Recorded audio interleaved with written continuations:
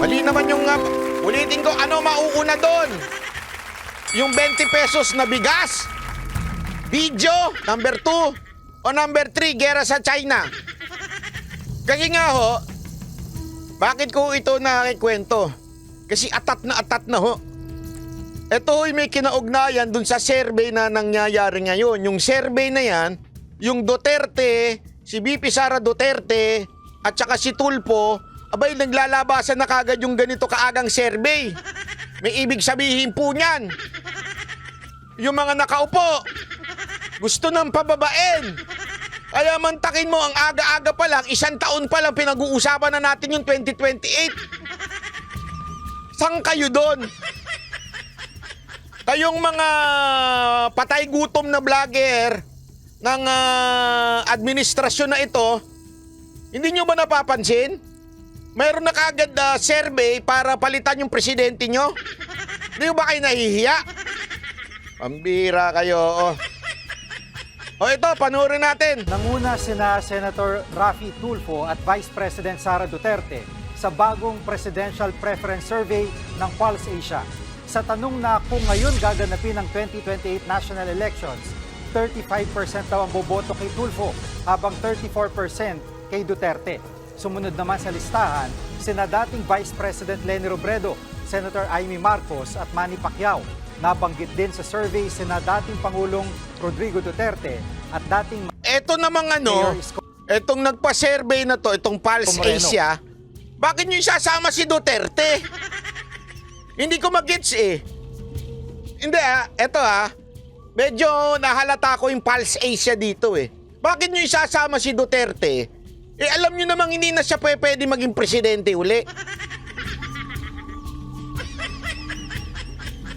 Alam nyo naman sasabihin ng mga tao, hindi na pwede maging presidente yan? Alam naman ng tao, yung ba't isasama? Para siguro may pakita nila na bumababa na si Duterte. Di ba? Pulse Asia kayo ba? Meron kayong kokote?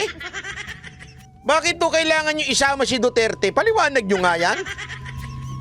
Alam nyo na nga hindi na pwede si Duterte tumakbo eh. Tas sasabihin nyo, kasama yan sa ano. Ganon, pat ganon. O ito po yung 5. Si Raffy Tulfo, 35%. Sara Duterte, 34%. Leni Robredo, tuloy natin. Ay, hindi man lang pinakita si Leni Robredo. Parang ayaw kay Leni. Oh, ayaw ni Bakit ayaw? Ayaw kay Leni Robredo. Vice President Leni Robredo, Senator Amy Marcos at Manny Pacquiao. Nabanggit din sa survey. Oh, wala. Bakit ganun? Halata Sa bagay, frontliner. Hindi pala frontliner, frontline. Pilipinas. Di ba TV5 yan? Di ba? TV5. Oh, ano ba TV5? Kasi magtataka bakit wala si Leni Robredo. Hindi nilagay yung points. It's either walang bilang si Robredo o talagang nakapokus lang sila kay Raffy Tulfo. Sapagkat nandiyan si Tulfo sa Channel 5. Hindi natin alam hindi. Ito sandali lang Lilituhin lang natin yung mga kababayan natin kasi may mga may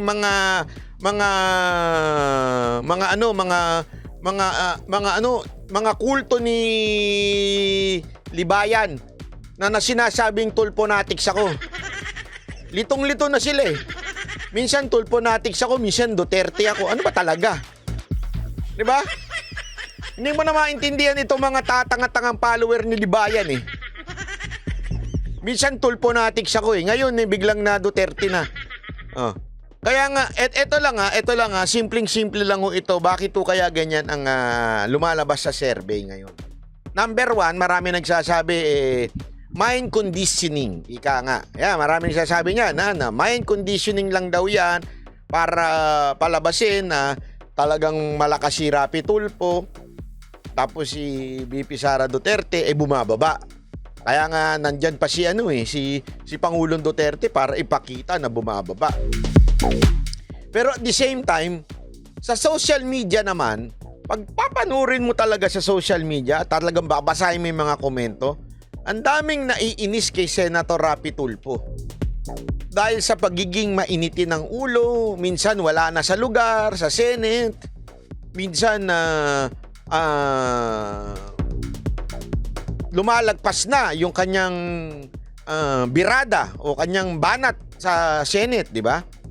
At makikita mo yan sa mga sa mga comment. No to Tulfo, no to Tulfo, no to Tulfo. Makikita mo yan, di ba? Pero alam nyo, eto lang ang ang aking munting opinion tungkol dito kung bakit umaangat si Senator Raffy. Nanalo nga si Marcos eh.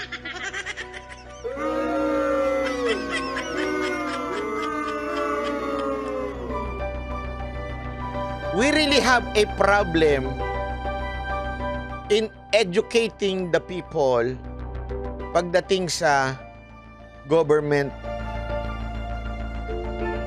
administration o government function. Yun ang problema. Medyo may mga tatamaan tayong mga kaibigan dito, pero ganun talaga. Hindi naman natin babanatan ng katulad ng pagbanat natin sa iba, pero alam niyo po, bakit ko sinabing naitulad na nanalo nga ang Marcos noong 2022? Kasi sa totoo lang, ang Pilipino hindi naman tumitingin kung sino yung may kakayanan. Hindi naman tumitingin ang mga Pilipino tungkol sa sino ba yung may background. Hindi tumitingin ang mga Pilipino na kung sino ang merong track record. Wala. Ang mga Pilipino, sad to say, kung sino sikat, kung kanino sila nakaka-relate, yun ang kanilang iboboto. Hindi kung sino yung karapat-dapat. Kaya nga pansinin ninyo bakit may nanalo tayong Estrada, Erap Estrada?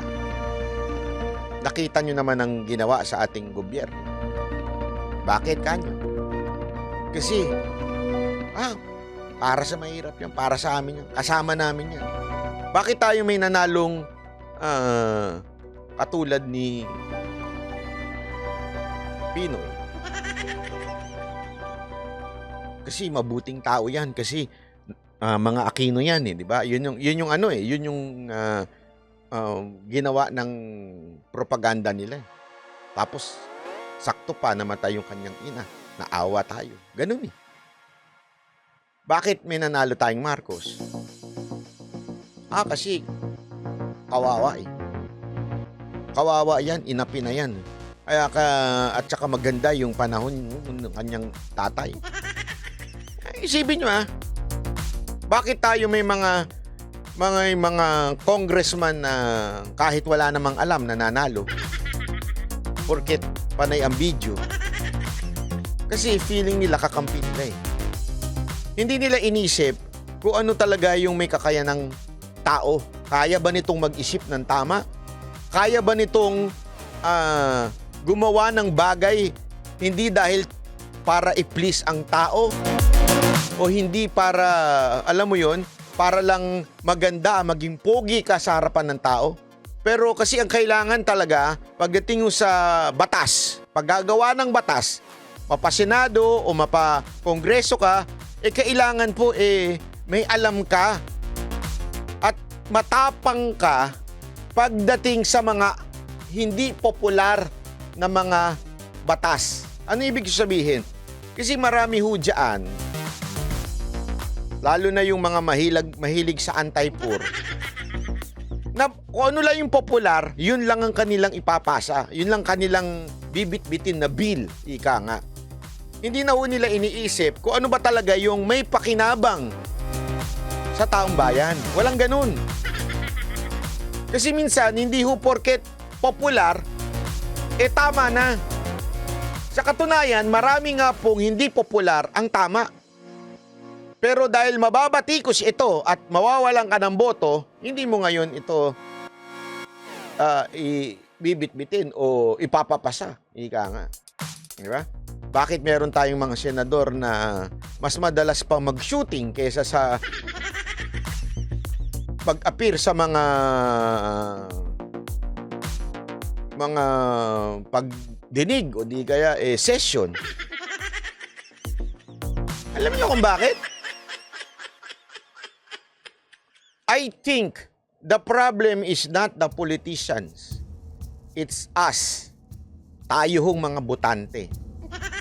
Patanga ho tayo ng patanga eh. Yan ho ang totoo. Patanga ho tayo ng patanga. Habang tumatagal, nagiging mas tanga pa tayo. Ewan ko bakit.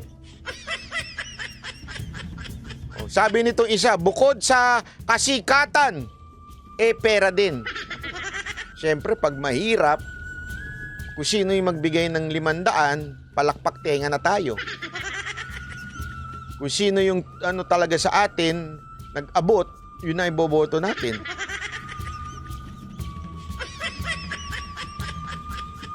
Yeah, ito wala akong biro ito Kaya nga sa simpleng vlog na ito, sana magising-gising na tayo mga Pilipino. Kasi ayan na naman tayo. Magto 2028 na naman, kunwari, mga after 4 years, boboto na naman tayo. Di ba?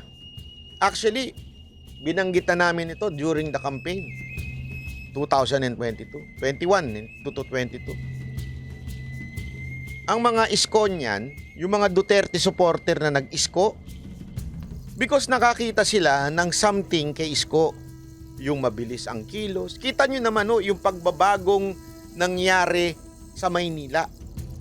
Sa katunayan, marami mga taga Maynila na gusto siyang ibalik doon. Sa kayo nakakita ng ganon? Marami nga sa inyo, yung mga mayor nyong nakaupo, gusto niyang paalisin. Halimbawa, dyan sa Caloocan. Diba? Araw-araw na isinusukan ng mga taga Caloocan yung mayor nila. Pero sa Maynila, yung nawala na, gusto nilang pabalikin. Ganun katindi. Kasi nga kita nila hanggang ngayon, nakikinabang sila doon sa 3 taon na ginawa ni Yorme. Pero problema? Noong 2021 to 22 na election, sagot ng mga tao? Is komunista yan.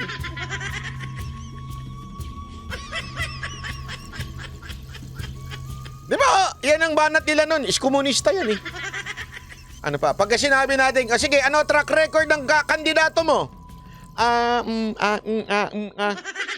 Kami, eto. Ilang eskwelahan, ilang pa ospital, ilan ang mga nagawa sa kanila. Is komunista yan. Di ba? Yan lang ang banat nila. Binenta yung Divisoria, Yan ang paulit-ulit din ang banat nun. Hindi nila alam, dahil yung Divisoria, yung liability na sa Maynila, at yung perang ginamit doon, sa mga ospital, mga paaralan ngayon, alam nyo ba napakarami? Iniimbitahan nga ako ni Yorme pumunta doon sa isang, kailan ba yun? Nakalimutan ko na. Makalimutan ko to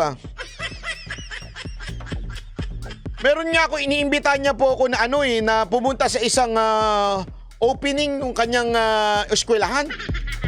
Tapos sa loob-loob ko, ito lang ang tanong ko Ito talaga yung sinayang. Sabi ko, okay lang, ganun talaga buhay Kaya, we deserve it. Ang dami sa inyo ngayon, napakamot ulo. Ang sabat talaga, sisko na lang Marami sa inyong gumanyan di ba? Mula nung bumoto kayo kay Marcos, ano sabi nyo? Nabudol kami, dapat sisko na lang. Tama, mali. Maging si nakita ko nga yun, tama ba ako? Si Pebbles, Talakera. Sabi niya, dapat sisko na lang. Kasi nga may track record yung mama. Tama, mali. Banat bay, mubong ka na, animal ka. Yan na naman yung sasabihin ng mga ano. Kasi yan lang man yung kaya nilang sabihin lagi eh. Is komunista. Tanungin ko kayo, sino mas mukhang komunista ngayon? Sige! Sige! Si Isko! O yung gumagamit sa mga komunista doon sa kamera ngayon. Kakampi nyo na yung mga komunista eh. Tapos sasabihin nyo nun, is komunista, is komunista. Galit na galit kayo, komunista yan si Yorme. Tama, mali. Pero ngayon, sino kakampi? Sinong bumabanat ngayon sa kalaban? Sino ginagamit nyo? Walang iba kundi mga komunista sa kamera.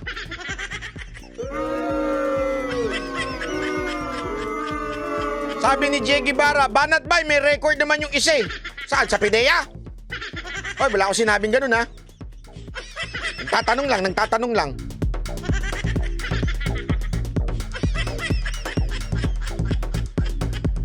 Tapos, eto na naman tayo. Tangina, 2028 na naman. Ay, sorry. 2028 na naman, eto na naman tayo. Alam mo, eto lang ha. Sa akin lang ito. Ito may personal opinion. Okay?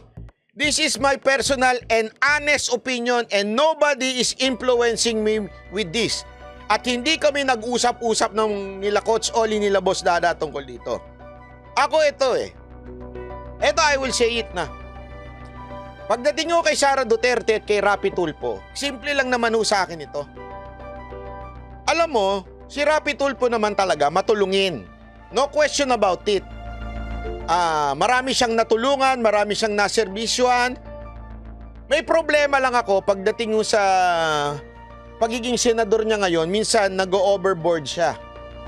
Yun lang. Minsan lang naman. May mga pagkakataon lang naman na medyo sumusobra siya, ika nga. Minsan instead of in aid of legislation, it's more on in aid of condemnation. Minsan ganon. Pero at the same time, gusto ko rin naman na may ganon tayong senador. At the same time, may ganon tayo. Di ba? Kasi kailangan din merong ang Senate kasi kailangan may balance eh. Hindi pa pwedeng puro bait, ayoko na magpanggit ng pangalan. Malapit pa naman to kay Duterte. Pero kung lalamya-lamya, minsan kailangan din natin ng medyo may tapang. Kailangan yun. Okay? So, sa tingin ko, in terms of Senate, bago eh. Bago si Tulfo. So, medyo may rough edges, ika nga. Pwede pang maayos yan. Maaayos pa naman yan sa tingin ko. Basta importante sa kanya, makikinig siya sa abogado niya.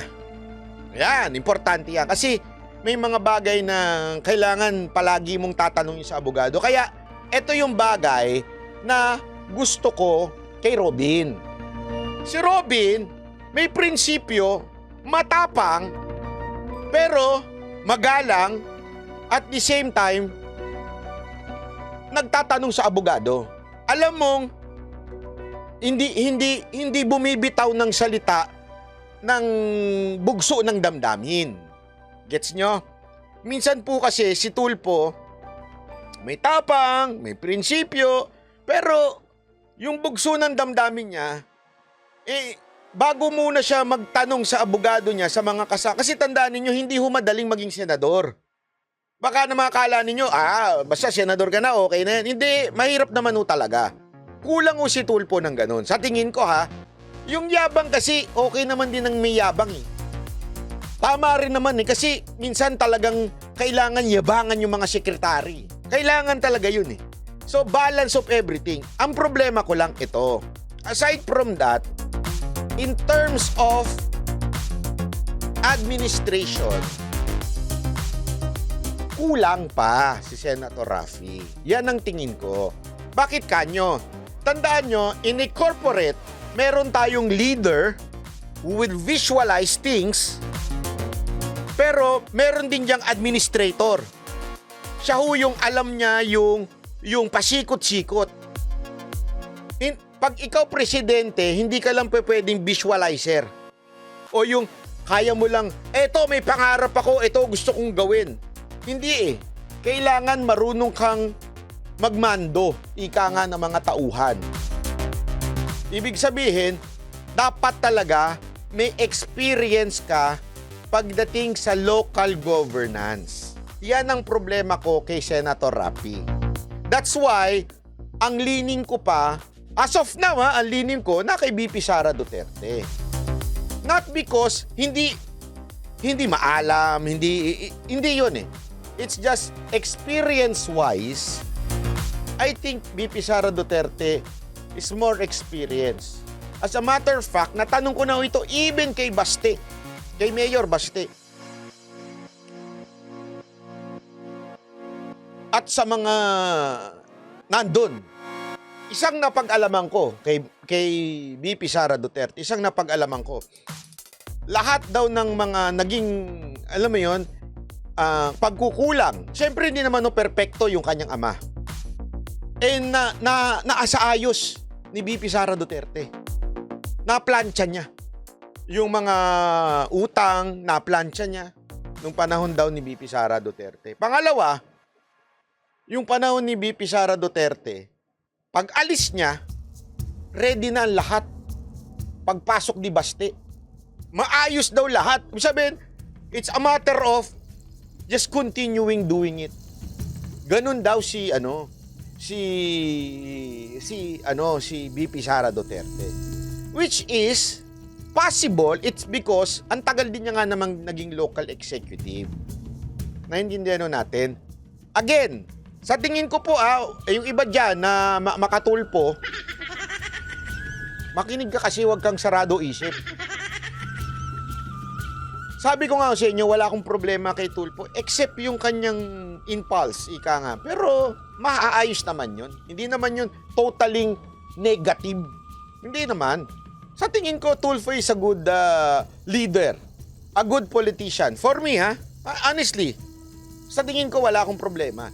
Kaya lang, when you say presidency, dapat talaga merong alam pagdating sa local governance. Alam niyo kung bakit? Ang hirap pasunurin ng mga mayor sa national government.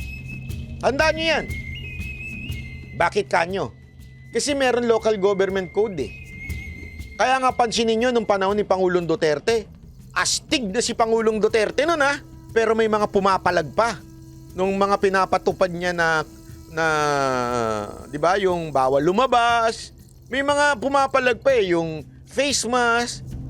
Kaya lang dahil magaling si Pangulong Duterte na local governance siya, dahil mayor siya noon, napasunod niya kahit yung mga matitigas ang ulo, lalong na yung taga Cebu.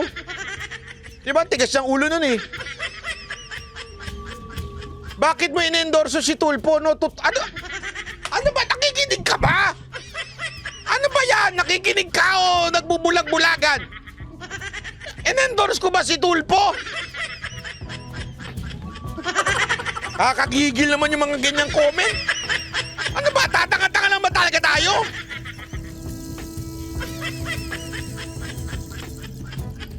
Sang parte dito na in-endorse ko si Tulfo?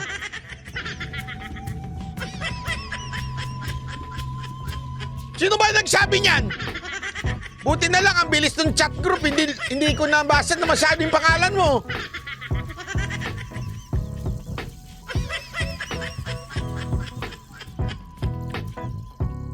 Tutok-tok ang kita dyan eh.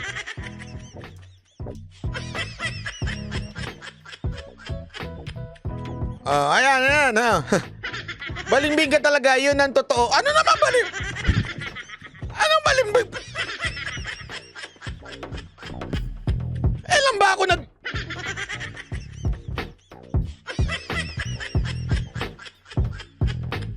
Hindi ko talaga. Alam mo, yung mga katulad nyo, ang dahilan kung bakit ang Pilipinas bumabagsak.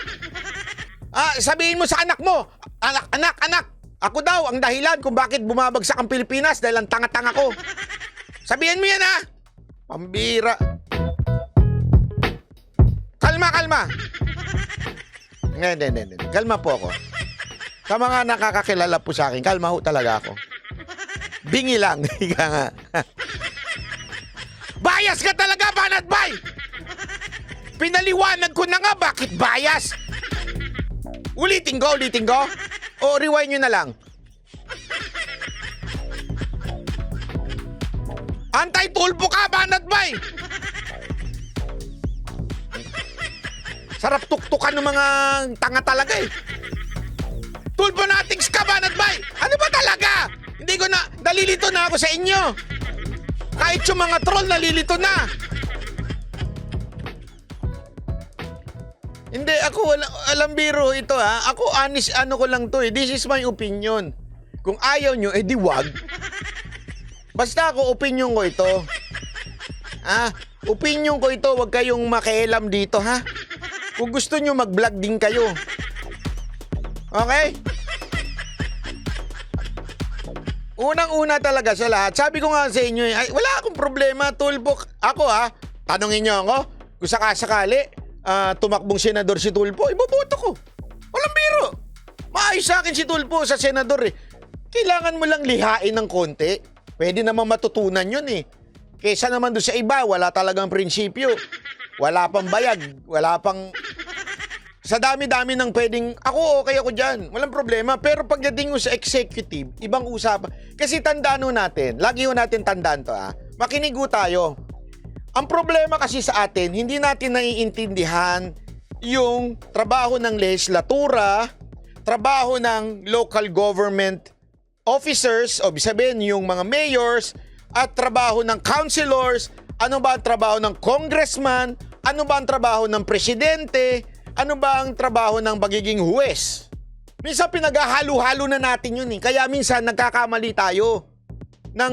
Pagdating mo sa judgment natin, nagkakamali-mali tayo. Hindi ko kasi porket magaling na senador, pwede siyang maging presidente. Hindi naman porket magaling siyang presidente, matik na pwede siyang maging senador.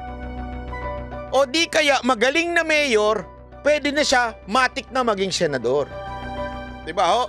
Hindi rin ho porket senador ka, pag ginawa kang mayor, magaling ka. Magaling ka nga senador, pero pag ginawa ka namang mayor, palpak ka. Kasi nga, depende yan sa function.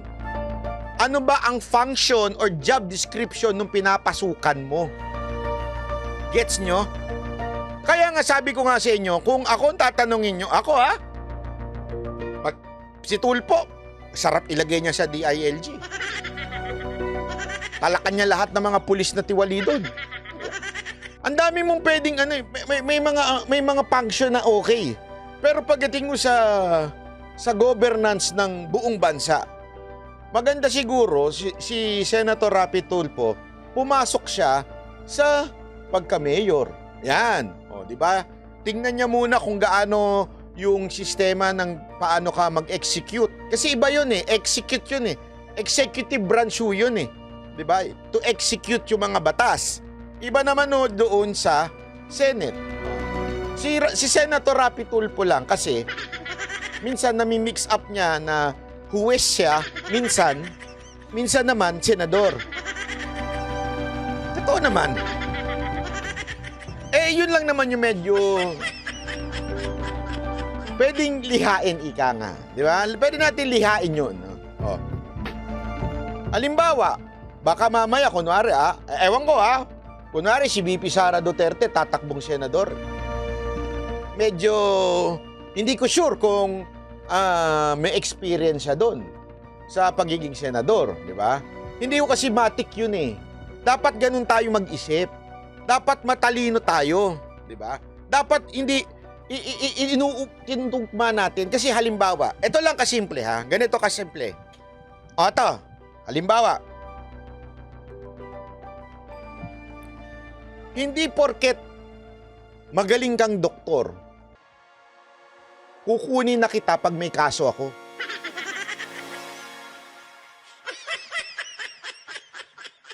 Sino sa atin dito, pag may kaso kayo, wari dinimanda kayo, nang momolestya kayo ng tapos, ang kukunin mo ay isang magaling na PhD na doktor.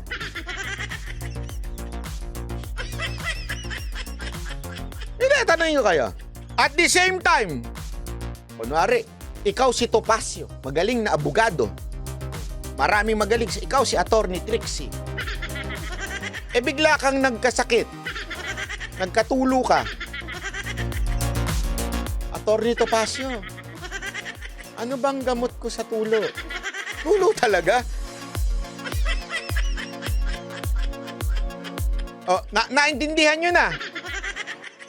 O kailangan pa ng mas malalim na eksplanasyon?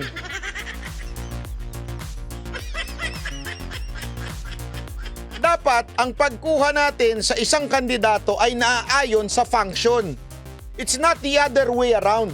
Ang problema kasi dating mga Pilipino, sino ba sikat? Yun ang gawin nating presidente.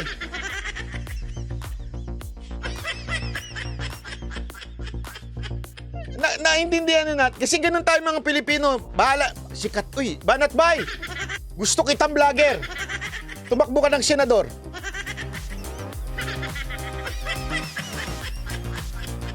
Pasensya nyo na. Babasagin ko yung trip nyo. Ha? Kaya yung mga nagsasabing ganyan, parang awa. Huwag naman ho tayo mababaw na tao. Ay, banat bay. Okay ka. May paninindigan ka sa bayan. Pwede ba ikaw na lang mayor namin?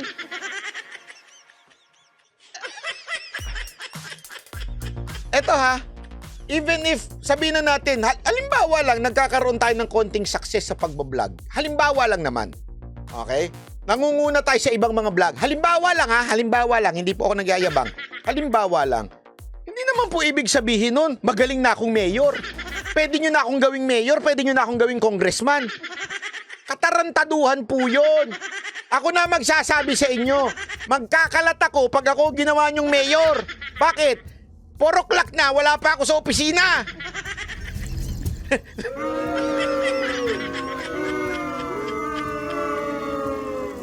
Mag-isip tayo ng mabuti. Yan ang problema kasi sa atin eh. Porket, ay magaling magsalita yan. Gawin nating senador. O yan, porket pogi ako, pwede maging artista, sabi ni Gasky.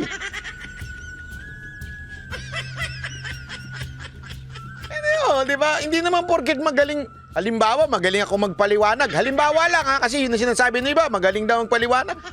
Ibig sabihin, pwede na akong tumakbo senador. Gago ba kayo? Kasi yan ang problema ko naman sa bayan natin. Maraming mga oportunistang sikat. Porket alam nilang popular sila, papasukin nila yung bagay na hindi naman nila alam kung ano yung pinapasok nila. Di ba? Porket sikat lang sila. Sikat kami. Sige na, takbo na ako senador. Takbo na ako ganito.